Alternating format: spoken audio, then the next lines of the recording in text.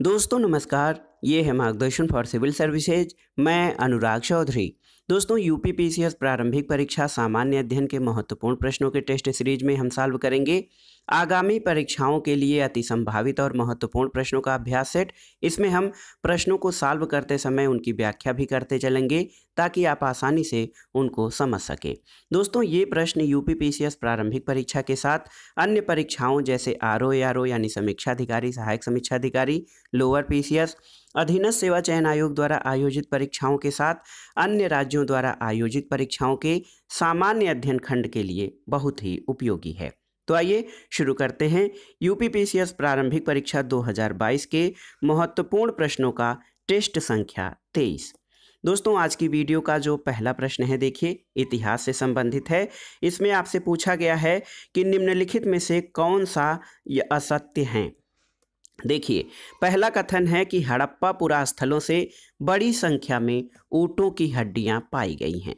तो ये सही बात है दोस्तों, हड़प्पा पुरास्थलों से बड़ी संख्या में ऊँटों की हड्डियां पाई गई हैं, ये आपका कथन सही है।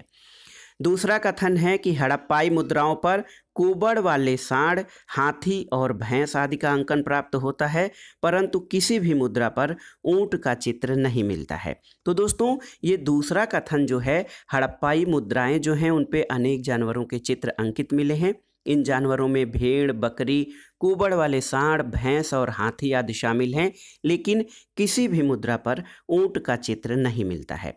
तो आपसे प्रश्न देख लीजिए, प्रश्न पर ध्यान दीजिए। पूछा क्या गया है कि निम्नलिखित में से कौन सा असत्य है। तो इसमें आप देख सकते हैं कि दोनों कथन सत्य हैं, इसलिए न तो एक असत्य है और ना ही दो। तो ऑप्शन देख लेते हैं। ऑप्शन डी आपका सही उत्तर हो जाएगा। दोनों कथन सही हैं, इसलिए न तो एक असत्य है और ना ही दो। अगले प्रश्न पर आते हैं दोस्तों। कथन और कारण से संबंधित ये प्रश्न है। कथन है कि हड़प्पाई धर्म के आध्यात्मिक पहलू के बारे में कुछ भी बता पाना कठिन है, और कारण है हम अभी तक हड़प्पाई लिपि को नहीं पढ़ पाए हैं। तो सही उत्तर क्या हो जाएगा दोस्तों? हड़प्पाई धर्म के आध्यात्मिक पहलू के बारे में कुछ भी बता पाना कठिन है। इसका कारण ये है कि अभी तक हमें हड़प्पाई लिपि को पढ़ने में सफलता नहीं मिली है, इसलिए आप देख लीजिए विकल्प ए आपका सही हो जाएगा। लेकिन भौतिक अवशेषों की प्रचुरता के कारण जो भौतिक अवशेष हैं, हम हड़प्पा के लोगों के धर्म के कर्मकांडी पक्ष के बारे में जानकारी प्राप्त कर सकते हैं। तो दोस्तों आप देख सकते हैं कि यहाँ पर ऑप्शन ए आपका सही हो जाएगा। ए और आर दोनों सही हैं, लेकिन और आर ए की सही व्याख्या भी करता है। तो देखिए बहुत ही महत्वपूर्ण प्रश्न है ये। इतिहास खंड वैसे भी जानते हैं आप सामान्य अध्ययन के अंतर्गत महत्वपूर्ण होता है।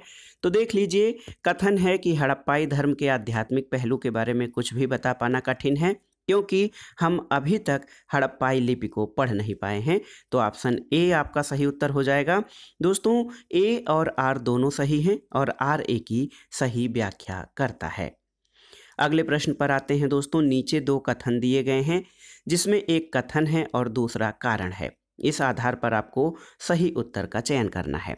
कथन है कि ताम्रपाषाणीय युगीन लोगों में अग्नि पूजा की परंपरा उपस्थित थी, और कारण है कि अनेक ताम्रपाषाण स्थलों से उत्खनन में बड़ी संख्या में अग्निकुंड प्राप्त हुए हैं। तो दोस्तों आप देखिए कि ताम्रपाषाण स्थलों की खुदाई के दौरान बड़ी संख्या में अग्निकुंड प्राप्त होते हैं, जिससे कि अग्नि पूजा की पुष्टि होती है। इसके अतिरिक्त इन ताम्रपाषाणिक संस्कृतियों में मातृदेवी पूजा और पशुपति की आराधना के साक्ष्य भी मिलते हैं। तो इसमें देखिए ए और आर दोनों सही हैं और आर ए की सही व्याख्या भी करता है। ऑप्शन ए आपका सही उत्तर होगा। अगले प्रश्न पर आते हैं दोस्तों। देखिए ताम्र संचय संस्कृति का सबसे बड़ा संचय कहाँ से प्राप्त होता है। तो ऑप्शन है आपके बिठूर, गुंगेरिया, इनाम गांव या नौदा टोली। तो सही उत्तर है दोस्तों गुंगेरिया। ऑप्शन बी आपका सही उत्तर है। ऐसे पुरा स्थल जहाँ से तांबे की वस्तुएं यानी संचय के रूप में मिलती हैं, उनको ताम्र संचयी संस्कृति का भाग कहते हैं। इनका सबसे बड़ा संचय गुंगेरिया जो कि मध्य प्रदेश में है, यहाँ से मिलता है।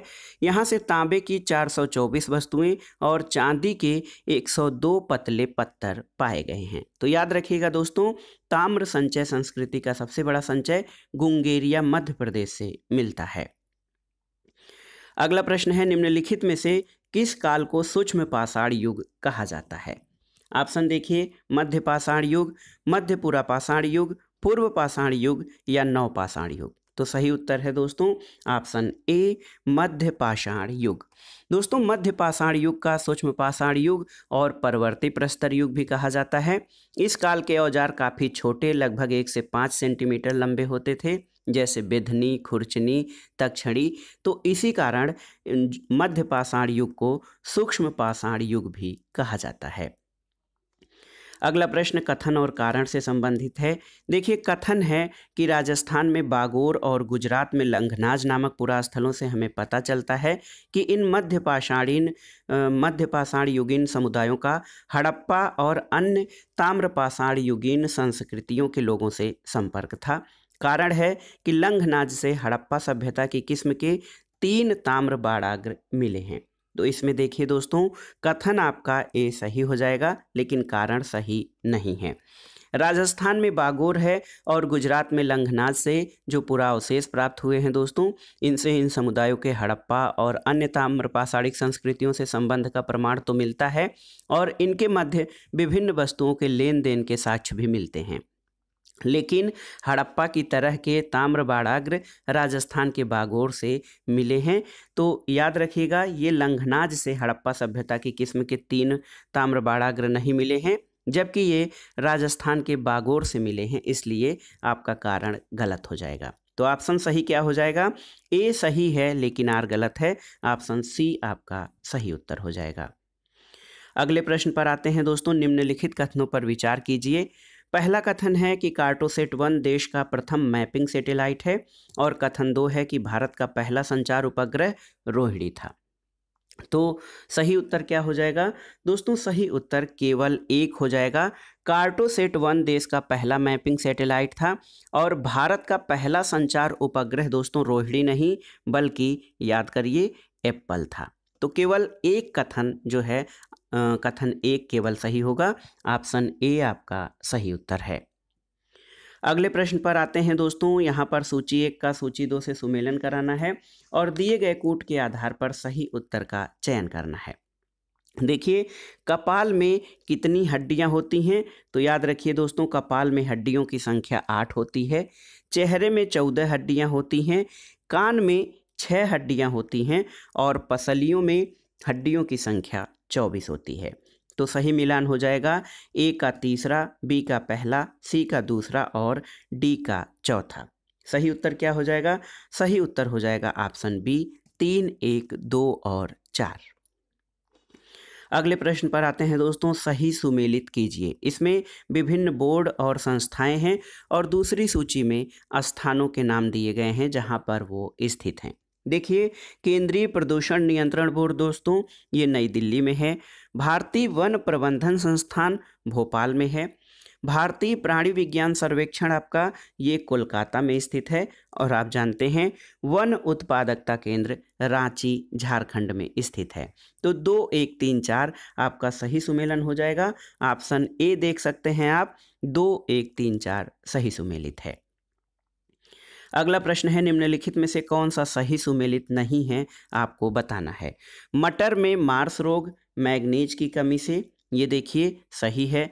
धान में खैरा रोग जस्ता की कमी से, सही सुमेलित है। आम में लिटिल लीफ बोरान की कमी से, ये सही सुमेलित नहीं है, क्योंकि दोस्तों आम और बैगन में लिटिल लीफ रोग जो होता है ये जिंक यानी जस्ता की कमी से होता है और मक्का में व्हाइट बर्ड ये दोस्तों जस्ता की कमी से होता है। तो देखिए, पूछा गया है कि कौन सा सुमेलित नहीं है। ऑप्शन सी आपका सही सुमेलित नहीं है। दोस्तों आम और बैगन में लिटिल लीफ रोग जस्ता की कमी से होता है, बोरान की कमी से नहीं, और तांबे की कमी से नींबू में लिटिल लीफ रोग होता है। अगला प्रश्न है, निम्नलिखित में से कौन जल गैस का अवयव नहीं है? वाटर गैस में वाटर गैस का अवयव क्या नहीं है? ऑप्शन है hydrogen, carbon monoxide, carbon dioxide या फिर मीथेन।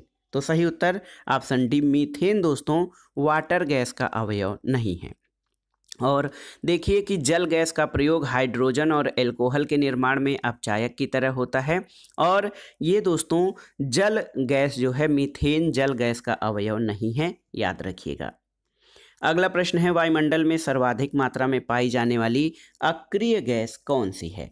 देखिए ऑप्शन है आर्गन, हीलियम, नियान या क्रिप्टॉन। तो सही उत्तर है आर्गन। देखिए ऑप्शन ए आपका सही उत्तर हो जाएगा।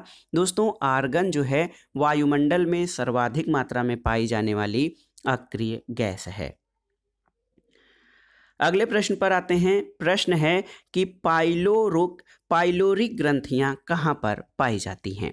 तो उत्तर है आपका आमाशय में दोस्तों पाइलोरिक ग्रंथियां पाई जाती हैं। और ये ग्रंथियां जठर रस जो कि गैस्ट्रिक जूस होता है उसके स्रावण के लिए उत्तरदायी होती हैं। जठर रस एक हल्के पीले रंग का दोस्तों द्रव होता है, अम्लीय द्रव, जो भोजन के पाचन में सहायक होता है। इसमें पेप्सिन और रेनिन नाम के एंजाइम पाए जाते हैं।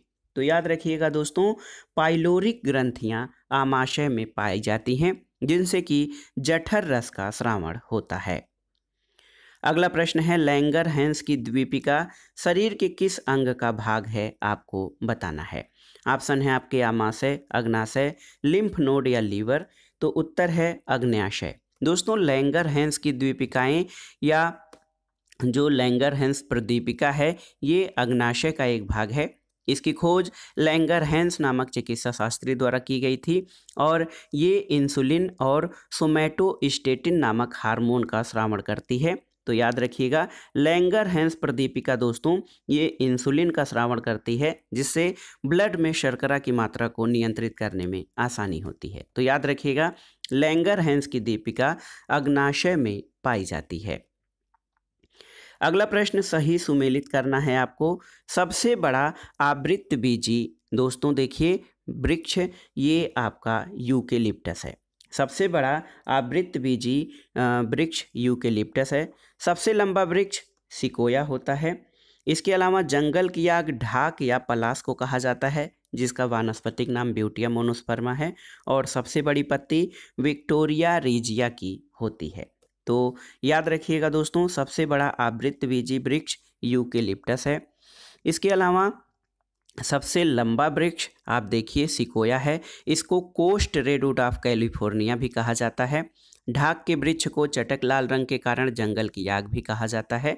और सबसे बड़ी पत्ती वाला पौधा विक्टोरिया रीजिया है जो कि ये जलीय पौधा है, पश्चिम बंगाल में पाया जाता है। तो सही उत्तर 1 3 4 2 सही मिलान हो जाएगा। ऑप्शन देखते हैं, ऑप्शन डी आपका सही उत्तर है।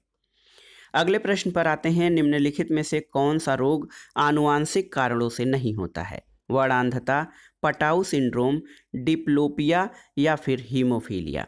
तो सही उत्तर है दोस्तों डिप्लोपिया जो है ये आनुवांशिक रोग नहीं है, ये आँख की मांसपेशियों के पक्षाघात के कारण होता है। और वर्णांधता, पटाऊ सिंड्रोम और हीमोफीलिया ये आनुवांशिक रोग हैं, डिप्लोमिया नहीं है। अगला प्रश्न है, निम्नलिखित में से असत्य कथन को चुनना है आपको, यानी गलत कथन को चुनना है। और जो इसका मतलब यहाँ पर केवल एक कथन गलत है, अन्य सब सही हैं। देखिए दोस्तों जंतु कोशिका में लवक अनुपस्थित होते हैं, ये आपका सही है। जंतु कोशिका में लवक नहीं पाए जाते हैं।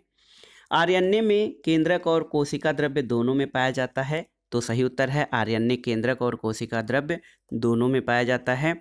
जंतु कोशिका में कोशिका भित्ति अनुपस्थित होती है, ये भी कथन सही है।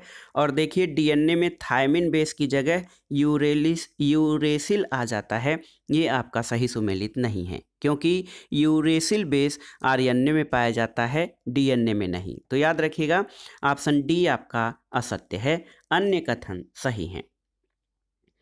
अगला प्रश्न है दोस्तों, निम्नलिखित कथनों पर विचार कीजिए। डायनामाइट का आविष्कार अल्फ्रेड नोबेल ने किया था, ये आपका सही कथन है। डायनामाइट का आविष्कार अल्फ्रेड नोबेल ने किया था। ट्राइनाइट्रोटॉल्यूइन को पिक्रिक अम्ल भी कहा जाता है। तो दोस्तों ये ट्राइनाइट्रोटॉल्यूइन को पिक्रिक अम्ल जो कहा जाता है ये सही नहीं है क्योंकि ट्राइनाइट्रोफिनाल को पिक्रिक अम्ल कहते हैं और आरडीएक्स को प्लास्टिक विस्फोटक भी कहा जाता है। तो ये सही है, आरडीएक्स को प्लास्टिक विस्फोटक भी कहा जाता है। तो देखिए कथन 1 और 3 आपके सही हैं, ऑप्शन बी सही नहीं है क्योंकि ट्राई नाइट्रोटॉलुइन को पिक्रिक अम्ल नहीं ट्राई नाइट्रोफिलान को कहा जाता है। अगले प्रश्न पर आते हैं, निम्नलिखित में से कौन सा सुमेलित नहीं है। यहाँ पर देखिए सेब में कौन सा वर्णक पाया जाता है दोस्तों, सेब में एंथोसायनिन वर्णक पाया जाता है, ये आपका सही सुमेलित है। इसके अलावा पपीता में कैरिका जैंथिन पाया जाता है, सही है। चुकंदर में बिटरनीन पाया जाता है, सही है। टमाटर में कैरोटीन, तो ये सही नहीं है क्योंकि टमाटर में आप देख लीजिए लाइकोपिन नामक वर्णक पाया जाता है टमाटर में, इसलिए ऑप्शन डी आपका सही सुमेलित नहीं है। अगला प्रश्न है, निम्नलिखित में से कौन आरडीएक्स का एक नाम नहीं है। देखिए प्लास्टिक विस्फोटक, साइक्लोनाट, हेक्सोजिन या नाइट्रोसेलुलोज। तो सही उत्तर है दोस्तों आरडीएक्स का पूरा नाम रिसर्च एंड डेवलपमेंट एक्सप्लोसिव है, इसे प्लास्टिक विस्फोटक भी कहते हैं। और इस विस्फोटक को जर्मनी में हेक्सोजन, यूएसए में साइक्लोनाइट और इटली में T4 कहा जाता है। तो देखिए नाइट्रोसेलुलोज इसको नहीं कहा जाता है। अगला प्रश्न है, निम्नलिखित में से कौन सी वास्तविक मछलियाँ यानी रियल फिश हैं। Jelly fish, silver fish, cat fish और डॉग फिश। तो इसमें से आपको बताना है कि कौन सी वास्तविक मछलियां हैं। दोस्तों देखिए cat fish, dog fish, pipe fish, paddle fish और ग्लोब फिश, इसके अलावा गोल्ड फिश वास्तविक मछलियां हैं। तो याद रखिए कैट फिश और डॉग फिश दोस्तों ये आपकी वास्तविक मछलियां हैं, ऑप्शन बी सही उत्तर हो जाएगा। इसके अलावा जेली फिश, निडेरिया और सिल्वर फिश ये कीट वर्ग में आते हैं। तो याद रखिएगा दोस्तों कैट फिश, डॉग फिश ये वास्तविक मछलियां हैं, जबकि जेली फिश और सिल्वर फिश कीट वर्ग में आते हैं। अगला प्रश्न है, चापर चॉपिंग पेबुल संस्कृति से संबंधित है क्या। सोहन घाटी, नर्मदा घाटी, गंगा घाटी या बेलन घाटी। तो सही उत्तर है चापर चॉपिंग पेबुल संस्कृति से सोहन घाटी संबंधित है, इसे सोहन संस्कृति भी कहते हैं। दोस्तों सोहन संस्कृति की खोज 1928 में याद रखिएगा D.N. वाडिया ने की थी। अगला प्रश्न है, बैरकपुर के सैन्य विद्रोह के समय गवर्नर जनरल कौन था। तो ये आसान सा प्रश्न है, आप जानते हैं कि बैरकपुर के सैन्य विद्रोह के समय एमहर्स्ट गवर्नर जनरल था, ऑप्शन सी आपका सही उत्तर है। और इसी के शासनकाल में पहला आंग बर्मा युद्ध लड़ा गया था। अगला प्रश्न है, निम्नलिखित कोयला उत्पादक राज्यों का भंडारण की दृष्टि से सही आरोही क्रम क्या है। तो दोस्तों देखिए भारत में कोयला भंडारण की दृष्टि से झारखंड पहले स्थान पर है, उसके बाद ओडिशा, छत्तीसगढ़, पश्चिम बंगाल और मध्य प्रदेश का स्थान आता है। कोयले के उत्पादन में छत्तीसगढ़ पहले और ओडिशा का द्वितीय स्थान है। सही उत्तर क्या हो जाएगा, सही उत्तर हो जाएगा पश्चिम बंगाल, छत्तीसगढ़, ओडिशा और झारखंड। तो ये आरोही क्रम है कोयला भंडारण में राज्यों का। तो याद रखिएगा देखिए झारखंड, ओडिशा, छत्तीसगढ़ और पश्चिम बंगाल। तो ये देखिए पश्चिम बंगाल में कम, उससे ज़्यादा छत्तीसगढ़, फिर ओडिशा और उस सबसे ज़्यादा झारखंड में भंडारण है कोयले के। अगला प्रश्न है, निम्नलिखित कथनों पर विचार कीजिए। कैलिफोर्निया की जलधारा प्रशांत महासागर की प्रमुख जलधारा है, और दूसरा कथन है कि लेब्राडोर की जलधारा एक गर्म जलधारा है। तो इसमें से कौन सा सही है। सही उत्तर है केवल एक, ऑप्शन ए आपका सही उत्तर हो जाएगा। दोस्तों कैलिफोर्निया की जलधारा एक ठंडी जलधारा है जो प्रशांत महासागर में प्रवाहित होती है और ये अटलांटिक महासागर में पाई जाती है। न्यू फाउंडलैंड के पास ये गल्फ स्ट्रीम से मिलती है। और यहाँ पर लेब्राडोर की जलधारा एक गर्म जलधारा है, ये आपका सही नहीं है क्योंकि लेब्राडोर एक ठंडी जलधारा है। ऑप्शन ए केवल एक सही हो जाएगा। अगले प्रश्न पर आते हैं दोस्तों, निम्नलिखित देशों में किसे मोतियों का द्वीप कहा जाता है, आपको बताना है। तो सही उत्तर है बहरीन। दोस्तों बहरीन को मोतियों का द्वीप या आइसलैंड ऑफ पर्ल कहा जाता है।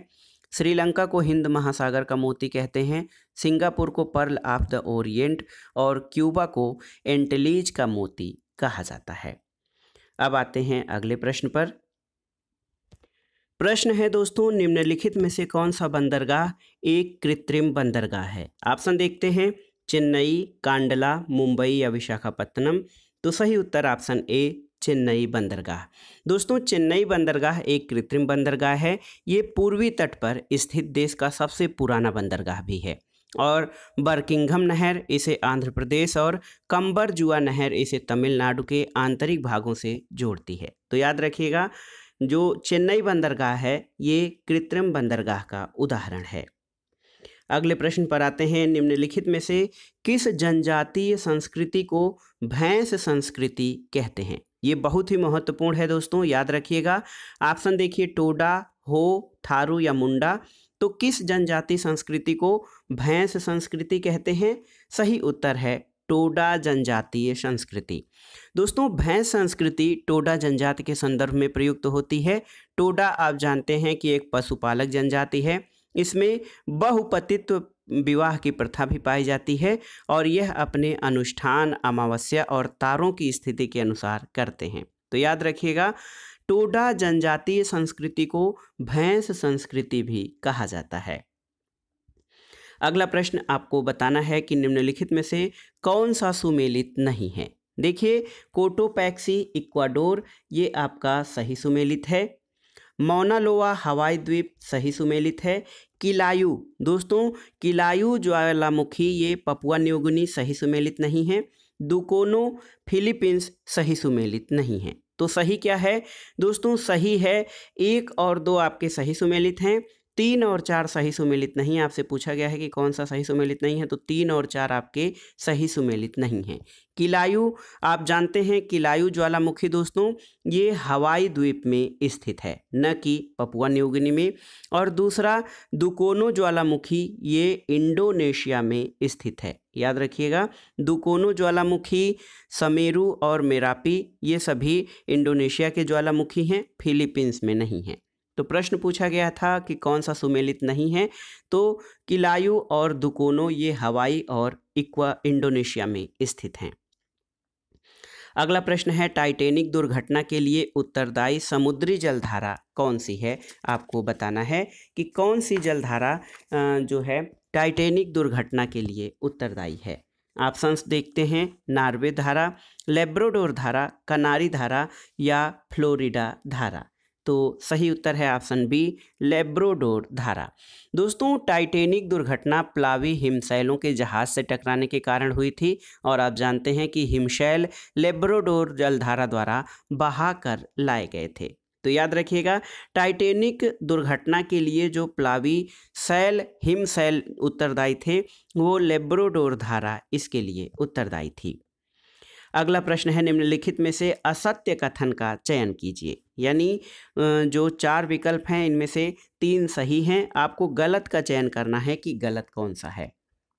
तो देखिए विश्व में सर्वाधिक कोयले के संचित भंडार संयुक्त राज्य अमेरिका में है, ये आपका सही सुमेलित है। विश्व में सर्वाधिक अखबारी कागज का उत्पादन चीन द्वारा किया जाता है, सही सुमेलित है। विश्व का सबसे ऊंचा जलप्रपात एंजल जलप्रपात है, ये भी आपका सही सुमेलित है। और ट्रेम्पोटेन देखिए ट्रेम्पोटेन एक ठंडी पवन है जो कनाडा में बहती है। तो ये दोस्तों देखिए ये सही नहीं है, आपको असत्य का चयन करना था। ट्रेम्पोटेन के बारे में जान लीजिए। ट्रेमोंटेन दोस्तों एक ठंडी और शुष्क स्थानीय पवन है और ये कनाडा में नहीं बल्कि यूरोप में बहती है। तो असत्य कथन आपका ऑप्शन डी है। अगला प्रश्न है निम्नलिखित में से किस देश में जोंडा नामक स्थानीय पवन बहती है? आपको बताना है। ऑप्शन है फ्रांस, जॉर्डन, जर्मनी या अर्जेंटीना। तो सही उत्तर है अर्जेंटीना। दोस्तों जोंडा अर्जेंटीना में एंडीज पर्वत की पूर्वी ढाल पर चलने वाली स्थानीय पवन या लोकल विंड है। तो याद रखिएगा जोंडा पवन अर्जेंटीना में एंडीज पर्वत की पूर्वी ढाल पर चलती है। अगले प्रश्न पर आते हैं, निम्नलिखित कथनों पर विचार कीजिए। पहला कथन है दोस्तों देखिए इरावदी श्रीलंका की सबसे बड़ी नदी है और श्री जयवर्धनेपुरम श्रीलंका की विधायी राजधानी है। तो इनमें से आपको बताना है सही कथन क्या है। तो दोस्तों इरावदी श्रीलंका की सबसे लंबी नदी नहीं है बल्कि श्रीलंका की सबसे लंबी नदी महावेली गंगा है। और इरावदी कहाँ की नदी है? आप जानते हैं इरावदी नदी को म्यांमार की जीवन रेखा कहा जाता है। तो देखिए ये पहला जो कथन है आपका गलत है, दूसरा कथन सही हो जाएगा। ऑप्शन बी आपका सही उत्तर है, केवल 2 सही है। दोस्तों श्रीलंका की विधायी राजधानी श्री जयवर्धनेपुरम में स्थित है, ये आपका सही है। अगले प्रश्न पर आते हैं। निम्नलिखित में से किस उद्योग के लिए लियोन शहर प्रसिद्ध है, आपको बताना है। ऑप्शन देखते हैं, रेशम, सूती वस्त्र, इस्पात उद्योग या हीरा उद्योग। तो सही उत्तर है दोस्तों, फ्रांस का लियोन शहर रेशम वस्त्र उद्योग के लिए प्रसिद्ध है और लियोन शहर एक विश्व विरासत स्थल है। यहाँ पर इंटरपोल का मुख्यालय भी स्थित है। तो याद रखिएगा दोस्तों, फ्रांस का लियोन शहर रेशम उद्योग के लिए प्रसिद्ध है। अगला प्रश्न है, निम्नलिखित कथनों पर विचार कीजिए। कथन है कि टेम्स नदी यूनाइटेड किंगडम की सबसे लंबी नदी है, और दूसरा है लंदन और ग्लासगो जलपोत निर्माण के प्रमुख केंद्र हैं। तो इनमें से कौन सा कथन आपका सही है? तो दोस्तों यहाँ पे कथन केवल 2 आपका सही है। लंदन और ग्लासगो जलपोत निर्माण के प्रमुख केंद्र हैं। टेम्स नदी यूनाइटेड किंगडम की सबसे लंबी नदी नहीं है। दोस्तों यूनाइटेड किंगडम की सबसे लंबी नदी याद रखिएगा, कौन सी नदी? सेबर्न नदी। देखिए सेबर्न नदी ये यूनाइटेड किंगडम की सबसे लंबी नदी है। टेम्स नदी दूसरी सबसे लंबी नदी है और यूके की राजधानी लंदन टेम्स नदी के तट पर स्थित है। तो इसमें देखिए दोस्तों, टेम्स नदी यूनाइटेड किंगडम की सबसे लंबी नदी है, ये गलत हो जाएगा क्योंकि सेबर्न नदी यूके की सबसे लंबी नदी है। दूसरा कथन कि लंदन और ग्लासगो जलपोत निर्माण के प्रमुख केंद्र हैं, ये आपका सही है। तो ऑप्शन बी सही उत्तर हो जाएगा, केवल 2 सही होगा। अगला प्रश्न है, निम्नलिखित में से किस नदी का उद्गम भारत में नहीं है? देखिए चिनाब, ऑप्शन देखिए चिनाब, रावी, सतलज और ब्यास। तो इसका उत्तर आप जानते होंगे, सतलज नदी का उद्गम भारत में नहीं है। ऑप्शन सी आपका सही उत्तर है। दोस्तों सतलज नदी का उद्गम कहाँ है? मानसरोवर झील के निकट राकस ताल से होता है, जो कि चीन के अधिकार में है। चिनाब का उद्गम हिमाचल प्रदेश से होता है। रावी और ब्यास नदियों का उद्गम कांगड़ा में रोहतांग दर्रे के समीप है। तो याद रखिएगा, सतलज नदी का उद्गम भारत में नहीं है। अगले प्रश्न पर आते हैं दोस्तों, निम्नलिखित कथनों पर विचार कीजिए। पहला कथन है कि पूर्वी तट देश का सर्वाधिक चक्रवात प्रवण क्षेत्र है। दूसरा कथन है कि उष्णकटिबंधीय चक्रवात के केंद्र में उच्च वायुदाब पाया जाता है। और तीसरा है, हाल में बंगाल की खाड़ी में उत्पन्न उष्णकटिबंधीय चक्रवात ताउते ने भारत के तटवर्ती राज्यों में भीषण तबाही मचाई थी। तो सही उत्तर क्या हो जाएगा? दोस्तों सही उत्तर ऑप्शन ए हो जाएगा, केवल 1 सही है। देखिए पूर्वी तट देश का सर्वाधिक चक्रवात प्रवण क्षेत्र है और यहाँ बंगाल की खाड़ी से जो चक्रवात उपजते हैं उनसे भीषण तबाही होती है। दोस्तों उष्णकटिबंधीय चक्रवात के केंद्र को तूफान की आंख कहा जाता है और ये निम्न दाब का क्षेत्र है। और आप जानिए कि ताउते, दोस्तों देखिए ताउते भारत के जो है बंगाल की खाड़ी में नहीं बल्कि अरब सागर में उत्पन्न तूफान था। और उष्णकटिबंधीय चक्रवात में उच्च वायुदाब नहीं बल्कि निम्न वायुदाब का क्षेत्र पाया जाता है। तो याद रखिएगा, केवल ऑप्शन ए सही है। कथन 1 पूर्वी तट देश का सर्वाधिक चक्रवात प्रवण क्षेत्र है। अगले प्रश्न पर आते हैं, निम्नलिखित में से किसे ब्लाइंड कोल कहा जाता है? देखिए ये कोयले की किस्में हैं, एंथ्रेसाइट, बिटुमिन, लिग्नाइट और पीट। इनमें से किसको ब्लाइंड कोल कहा जाता है? तो सही उत्तर है एंथ्रेसाइट को। एंथ्रेसाइट दोस्तों ये सबसे उत्तम कोटि का कोयला होता है। इसमें लगभग 90 से 95% तक कार्बन पाया जाता है। इसे काफ़ी कोल, ब्लाइंड कोल या क्रा कोल भी कहा जाता है। तो याद रखिएगा, काफ़ी कोल, ब्लाइंड कोल या क्रा कोल एंथ्रेसाइट को कहा जाता है। अगला प्रश्न है दोस्तों, देखिए अगला प्रश्न और इस सेट का आखिरी प्रश्न है कि निम्नलिखित में से कौन सा सुमेलित नहीं है, आपको बताना है। बाल्को सोवियत संघ, नाल्को ब्रिटेन, हिंडाल्को यूएसए और वेदांता फ्रांस। तो इसमें सुमेलित नहीं है, देखिए नाल्को और वेदांता। देख लीजिए दोस्तों, 2 और 4 आपके सही सुमेलित नहीं है। ऑप्शन ए आपका सही उत्तर हो जाएगा। अगर हम इसके बारे में देखें तो नाल्को की स्थापना दोस्तों ये ब्रिटेन के सहयोग से नहीं बल्कि फ्रांस के सहयोग से हुई थी। नाल्को की स्थापना फ्रांस के सहयोग से हुई थी और वेदांता की स्थापना फ्रांस के सहयोग से नहीं बल्कि जर्मनी के सहयोग से की गई थी। तो याद रखिएगा, नाल्को की स्थापना फ्रांस के सहयोग से और वेदांता की स्थापना जर्मनी के सहयोग से की गई है। और ये सभी कंपनियां बाल्को, नाल्को, हिंडाल्को और वेदांता ये सभी एल्यूमिनियम निष्कर्षण से संबंधित हैं। तो दोस्तों, ये था आज का सेट यूपीपीसीएस प्रारंभिक परीक्षा 2022 के लिए सामान्य अध्ययन के महत्वपूर्ण प्रश्नों का ये टेस्ट था। ये प्रश्न आपके आगामी अन्य परीक्षाओं के लिए भी उपयोगी हैं, आप इनको तैयार कर लीजिएगा। वीडियो आपको कैसा लगा हमें कमेंट बॉक्स में ज़रूर बताइएगा। वीडियो को लाइक करें, शेयर करें और इस चैनल मार्गदर्शन फॉर सिविल सर्विसेज को सब्सक्राइब करें। वीडियो देखने के लिए धन्यवाद दोस्तों, नमस्कार।